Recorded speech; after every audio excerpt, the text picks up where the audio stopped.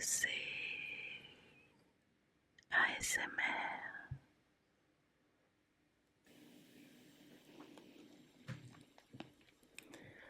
Bonsoir, j'espère que tu vas bien. Moi ça va très très bien. Je suis très excitée et un peu effrayée à l'idée de faire ma première vidéo YouTube. Euh, je vais te raconter des histoires, mais pas n'importe quelles histoires, des histoires basées sur un thème. Et le thème de cette série de vidéos, ce sera Veilleuse des mondes oubliés. En résumé, ça va parler de dieux, de déesses, de mythologie, la Grèce, l'Égypte, plein de choses qu'on adore.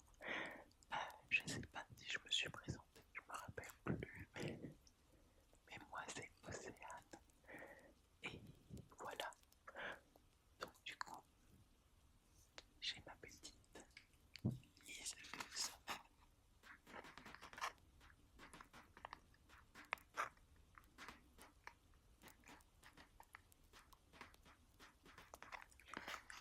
Et je vais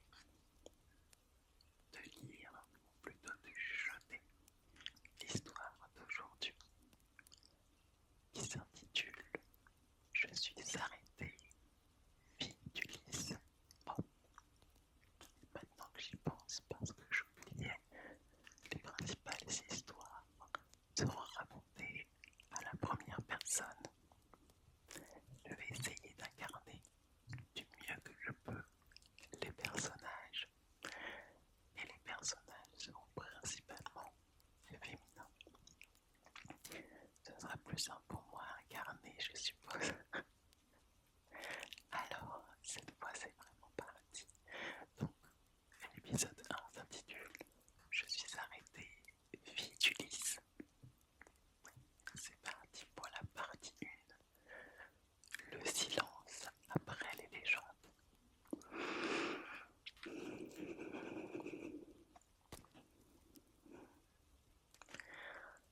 Bonsoir. Je vais te raconter une histoire que tu ne trouveras dans aucun livre. Un murmure entre les lignes de l'Odyssée. Une ombre entre deux vers d'Homère. Car on a oublié de dire que le roi Ulysse avait une vie. Je m'appelle Arrêté. Mon nom signifie vertu ou excellence. Mais ce n'était pas moi qu'on regardait. Mon père était un roi. Mon père était un mythe. Et moi, j'étais né trop tard, dans le sillage de ses exploits. Je suis né dans le silence qui suit les tempêtes, dans la poussière que laissent les héros lorsqu'ils quittent la Seine. J'ai grandi sur l'île d'Ithaque, là où la mer parle sans arrêt aux rochers. Chaque nuit, le vent me chantait l'écho de ses aventures. On me racontait comment il avait défié les dieux, séduit des sorcières, aveuglé des cyclopes. Mais moi, je ne voulais pas entendre des récits pleins de guerre. Je voulais qu'il me parle de sa peur, de ses larmes. Je voulais savoir s'il avait un soir regardé les étoiles et pensé à sa fille inconnue. Car il ne m'a jamais serré dans ses bras. Quand il est revenu, j'avais déjà 7 ans et il était devenu autre chose. Un homme fait d'absence, un roi dont la peau portait l'odeur du sel et du sang. Ma mère Pénélope l'a attendu 20 ans. Moi, je l'ai attendu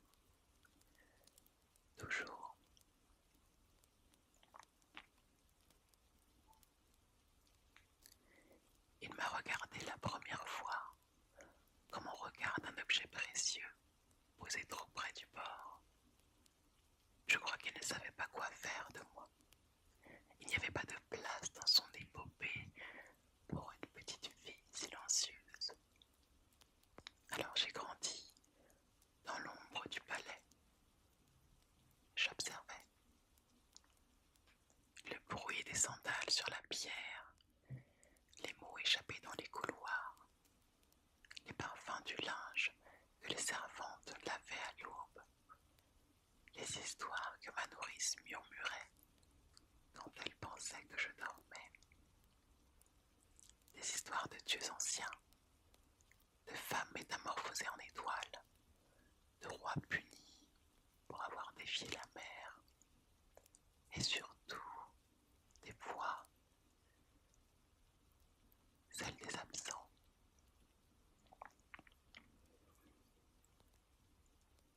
J'avais 13 ans. J'ai commencé à rêver. Mais ce n'étaient pas des rêves d'enfant. Je marchais dans un palais noyé de lierre. J'entendais une harpe qu'aucune main ne touchait. Des couloirs sans fin où chaque porte menait un souvenir que je n'avais jamais vécu. Puis un jour, dans l'un de mes songes, une femme m'est apparue. Vêtue d'un voile d'ombre et d'étoiles, elle ne disait rien, mais elle tenait une clé dans la paume de sa main. Je me suis réveillée en sursaut et j'ai compris. Quelque chose m'appelait, quelque chose que même mon père n'avait jamais trouvé. C'est à cette époque que j'ai commencé à m'éloigner du palais. Je quittais ma chambre avant l'aube et marchais jusqu'aux falaises. Là, je m'asseyais sur les rochers, chauffé par les premiers rayons, et j'écoutais la mer. Ce n'était pas une mer banale, c'était la même mer que celle d'Homère, une mer pleine de mémoire. Elle me parlait, non avec des mots, mais avec des frissons dans la peau, des fracas dans le cœur. Elle me disait, écoute, ce que tu cherches n'est pas dans le chant des hommes, mais dans les silences qu'ils laissent derrière eux.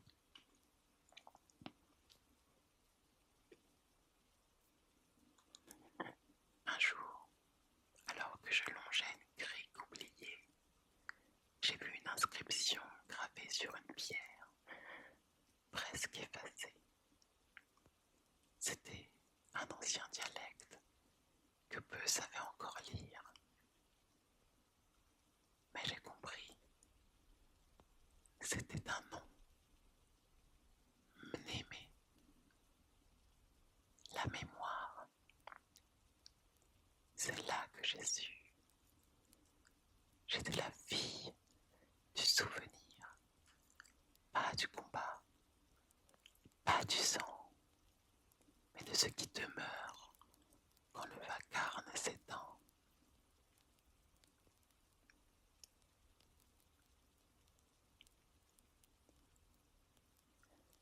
À 14 ans, j'ai osé poser une question à ma mère.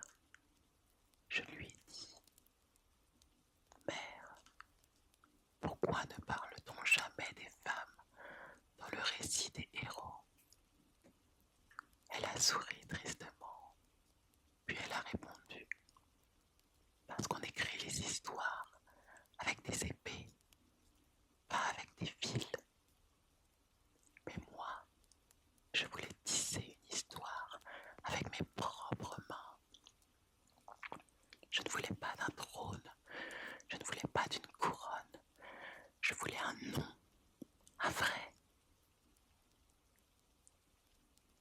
Alors j'ai commencé à écrire. Je volais des parchemins, j'écoutais les anciens des marchés, j'écoutais les anciens dans les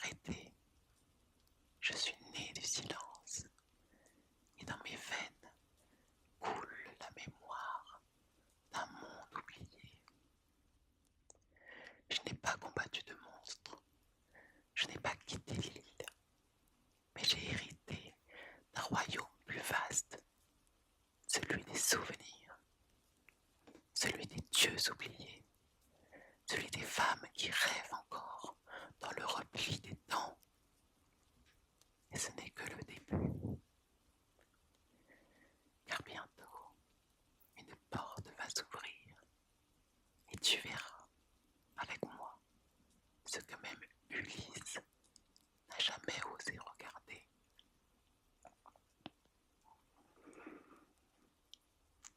Partie 2.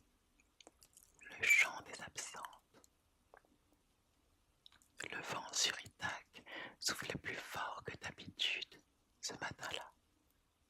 J'avais 16 hivers et dans mes rêves revenaient les voix de femmes que je n'avais jamais connues.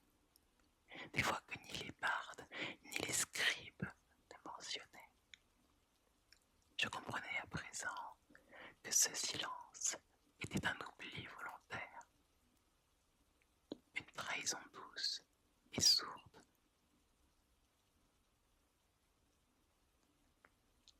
Comme un rideau tiré sur la moitié du monde. Je me levais avant l'aube, enveloppé dans mon manteau de laine bleue. Un manteau que ma mère avait tissé en silence, ses doigts courant sur le métier comme les vagues sur les galets. Elle ne parlait presque plus, comme si elle craignait que les mots brisent l'équilibre précaire entre elle et le roi revenu. Je l'observais souvent, fixer l'horizon, là où le ciel rencontre la mer. Je me demandais si elle l'attendait encore, ou si elle attendait autre chose, une forme de paix qu'elle ne nommait pas. Ce matin-là, je quittais le palais pieds nus, longeant les pierres froides, encore imprégnées de la nuit. Je marchais jusqu'au promontoire où les goélands tournaient au-dessus de la mer. C'était l'endroit où, dit-on, Ulysse aimait venir en silence. J'y portais maintenant mes propres pas, car une question me rongeait. Que reste-t-il des femmes de l'épopée?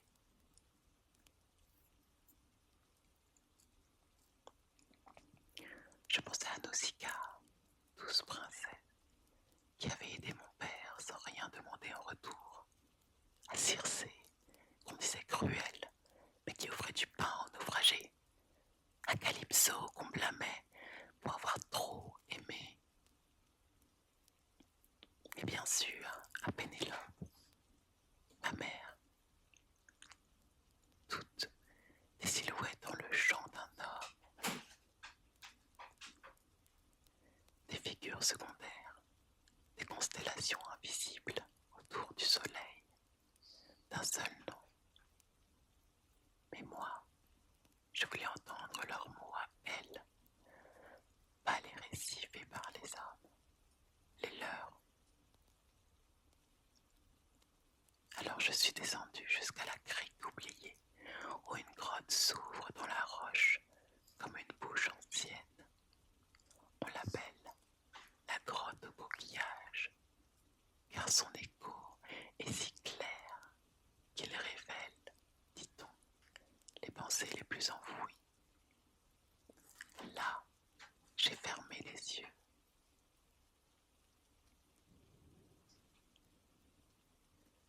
J'ai respiré profondément.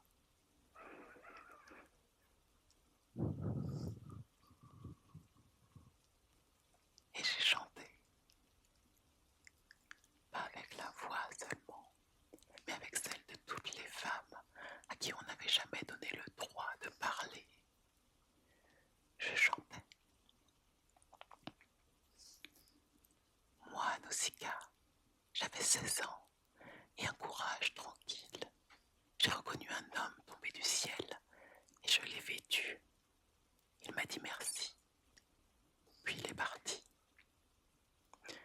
Ma mère m'a dit, tu as bien agi. Mais chaque soir, j'attends encore qu'on parle de moi autrement qu'en passant. Moi, Circé, j'ai ouvert le vin, pas la peur. J'ai changé des les hommes en bêtes, parce qu'il était déjà dans leur cœur. J'ai aimé l'homme aux mille noms, j'ai appris à la lune comment attendre sans se briser. Moi, Calypso, j'ai vu le naufrager et j'ai voulu le sauver. Ce n'est pas ma faute si l'immortalité m'avait rendu seul. J'ai aimé comme seule une éternelle peut aimer, lentement, sans fin et sans retour. Moi, Pénélope, je n'ai pas seulement attendu, j'ai gouverné un royaume. J'ai affronté 100 prédateurs avec le fil d'un métier à tisser. J'ai tenu le monde entre mes mains pendant 20 hivers. Et j'ai aimé si fort que cela m'a effacé des chants. Les larmes me montèrent aux yeux. Le sel de la mer et celui de mes joues se mêlaient. Je ne savais plus si c'était elle ou moi qui pleurais. Mais je comprenais. Elles étaient là, en moi, en chaque femme qui rêve en silence. Je sortis de la grotte au milieu du jour. Le soleil frappait la mer de 1000 éclats. J'étais différente, comme si une porte s'était ouverte en moi. Une porte ancienne que même les dieux avaient oubliée. Je n'avais pas combattu de monstres. Je n'avais pas navigué à travers les mers. Mais j'étais en train de traverser un autre genre d'épreuve. Celle du souvenir, de la restitution. J'étais la gardienne des voix que l'on n'entendait pas.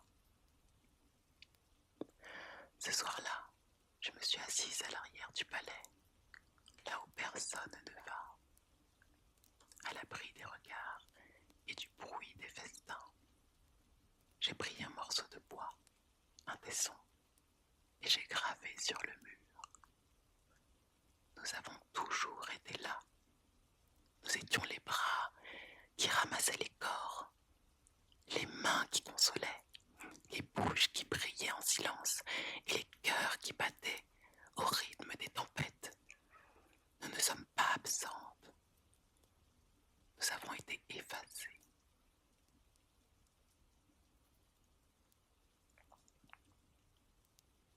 Je restais là longtemps, écoutant le murmure des cypresses. Le vent avait changé, ou peut-être était-ce moi. Je suis rentrée discrètement dans ma chambre. Ma mère m'attendait, assise sur mon lit. Elle ne dit rien, mais en me regardant, je sentis qu'elle savait. Alors elle prit ma main, et pour la première fois, elle me raconta une histoire. Pas celle de mon père, pas celle d'Ithaque, mais la sienne. Elle me parla des longues nuits, des joies impossibles, de la solitude. Elle me parla de son amour et de sa colère. Et dans sa voix, je reconnus un chant, le sien,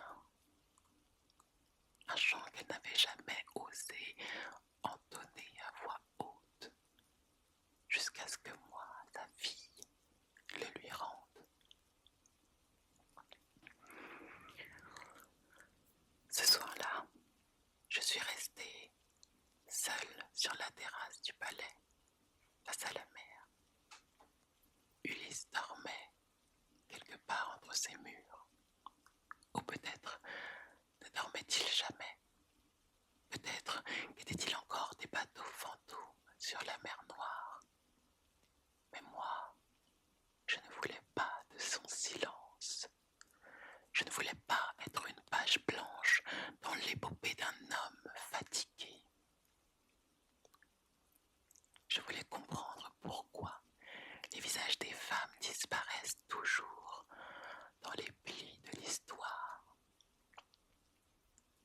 Alors j'ai pris une décision. Je partirai. Non, non pas pour lui, mais pour elle, celle qu'il a croisée, celle qu'il a blessée, oubliée, aimée peut-être. J'étais arrêtée, fille d'Ulysse, mais j'étais surtout la voix de celle qui n'avait jamais été entendue. Partie 3. La mer dans mes veines. J'avais 17 hivers quand j'ai quitté Ithaque pour la première fois. Pas comme une princesse en fuite, pas comme une héroïne de poème, mais comme une fille de femme, une fille de silence, une fille de mémoire. La veille de mon départ, ma mère m'a tendu une jarre scellée. Elle était en argile rouge, couverte de motifs simples. Une spirale, un oiseau, un œil. À l'intérieur, elle y avait placé des mèches de cheveux, une poignée de terre du jardin et un morceau du fil de son métier à tisser. Elle me dit « Emporte ça, ce n'est pas magique, c'est notre preuve que nous avons vécu, que nous avons aimé, que nous avons attendu. » Je n'ai rien dit. J'ai simplement pris la jarre. Mon cœur battait fort, mais mes pieds restaient calmes, comme si une force ancienne me poussait en avant, au-delà des rituels, au-delà des peurs. Ulysse avait traversé les mers pour retrouver son nom. Moi, je partais pour retrouver les nôtres. Mon premier arrêt fut l'île des souvenirs. Chérie, le royaume des Phéaciens. Là où mon père avait été sauvé, nourri, consolé par une jeune fille au regard clair, Nausicaa. Je la trouvais, vieille désormais, mais droite, belle comme une falaise sous la lune. Elle vivait seule, sans mari, sans enfant. Mais dans son silence, il n'y avait plus de dignité que dans toutes les cours des rois. Elle me reçut sans surprise, comme si elle m'attendait depuis des années. Quand je lui parlais de mon père, elle sourit à peine. Il n'a jamais su mon nom. Il m'a confondu avec une déesse. C'est dire à quel point il voyait peu. Mais ce n'est pas grave. Moi, je l'ai vu. Elle me montra une tapisserie qu'elle avait faite. Une mer pleine de mains tendues. Des mains de femme.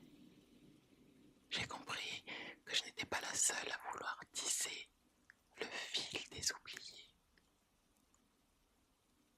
Après chérie, je suis allée sur l'île d'Éa, là où vivait autrefois Circé.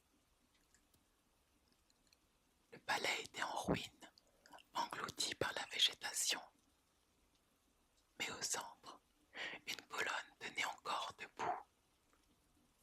Gravé dessus, un nom, Aya, suivi de centaines de petits symboles, des spirales, des cercles, des yeux, des signes de magie, des marques de présence. Je passais 3 jours et 3 nuits sur cette île. La forêt me parlait par chuchotement. Les renards me suivaient sans peur. Et chaque nuit, en rêve, une femme aux cheveux de feu me murmurait. Ils m'ont appelée sorcière parce que je savais transformer. Mais ils ont oublié que transformer, c'est aussi aimer.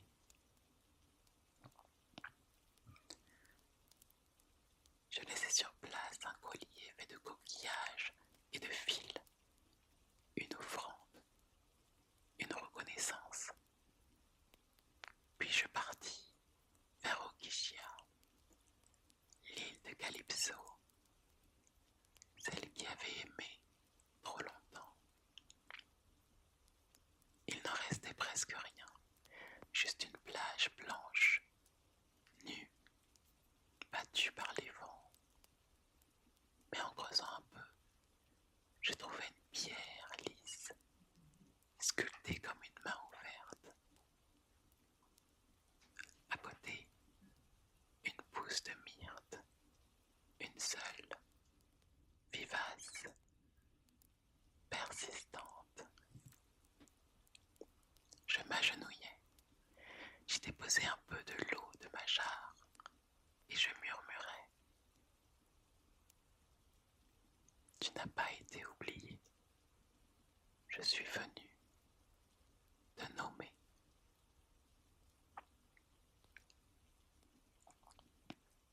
Sur le chemin du retour, je rêvais de toutes ces femmes comme des toiles qu'on avait éteintes une à une. Pourtant, chacune d'elles m'avait légué un feu, un chant, une lumière. Je revenais changé. Ithaque m'apparut au loin comme un coquillage posé sur la mer. Le palais semblait plus petit, les hommes plus bruyants, les gestes plus mécaniques. Rien n'avait changé. Mais moi, je n'étais plus la même. Ma mère m'attendait à l'entrée. Elle m'étreignit sans un mot. Puis, doucement, elle me demanda: alors, as-tu trouvé ce que tu cherchais? Et je répondis: je ne cherchais pas, j'écoutais.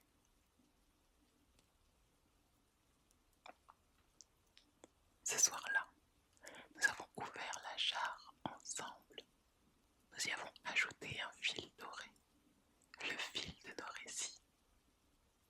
Puis, nous l'avons refermé et enterré sous le figuier sacré dans le jardin des femmes. Depuis, chaque soir, je raconte une histoire à voix haute